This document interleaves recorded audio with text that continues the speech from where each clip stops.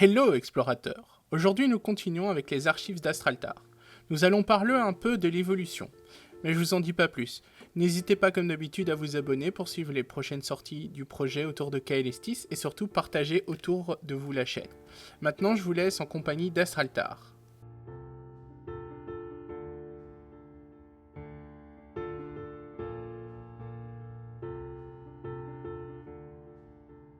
Archive 3. Écrit Astraltar. Ère la création. Période sombre. Date -2489. Titre Les graines du mal. Maintenant que Kaelestis était né et peuplé de milliards de micro-organismes et doté d'un écosystème favorable à leur développement, Isaltar n'eut cœur de s'arrêter là. Il décida donc de parcourir le vide qui entourait Kaelestis en y implantant des millions d'étoiles sur sa route, et par moments il créa de nouvelles planètes. Certaines ressemblant à Kaelestis mais jamais identiques, d'autres beaucoup moins. Sur certaines, il y planta quelques graines de vie, mais ayant donné son cœur pour Kaelestis, il ne put y laisser une autre part de lui. Il décida donc de laisser ses nouvelles créations ainsi que les futures livrées à elle-même, une fois qu'il jugeait qu'elle serait capable de se développer seule, mais avec une grande tristesse de sa part. Certaines de ces nouvelles créations réussirent à se développer, d'autres non. Ces dernières s'éteignirent dans la solitude la plus totale. Iselta revenait constamment sur Kaelestis pour y voir l'évolution de ces êtres qu'il avait créés. Il n'était pas dupe. Il vit très vite que toutes ces graines de vie qu'il avait posées n'étaient en réalité pas toutes de lui. Certaines avaient été placées sur Kaelestis par Nardralar. Il ne comprit pas tout de suite pourquoi son frère y avait, à son tour, planté des graines de vie, mais il n'en dit rien.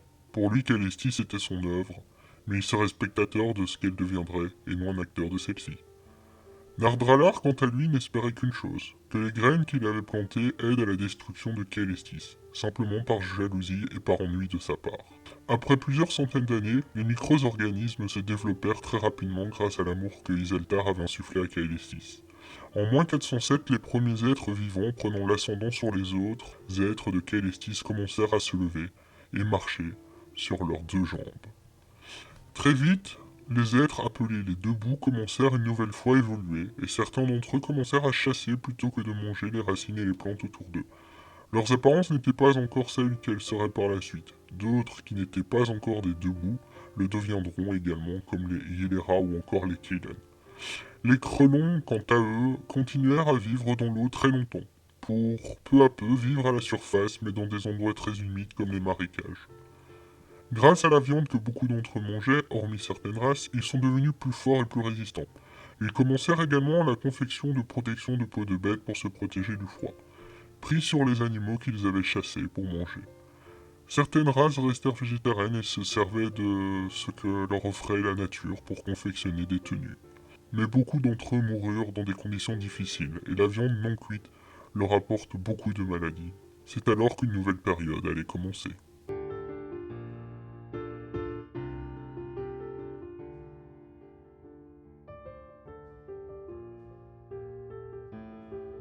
Une nouvelle période va commencer dans l'univers de Kaelestis. Je vous dis à très bientôt pour en découvrir plus sur cette nouvelle période qui sera courte mais forte en évolution pour Kaelestis. Explorateurs, je vous dis à bientôt pour votre prochaine exploration.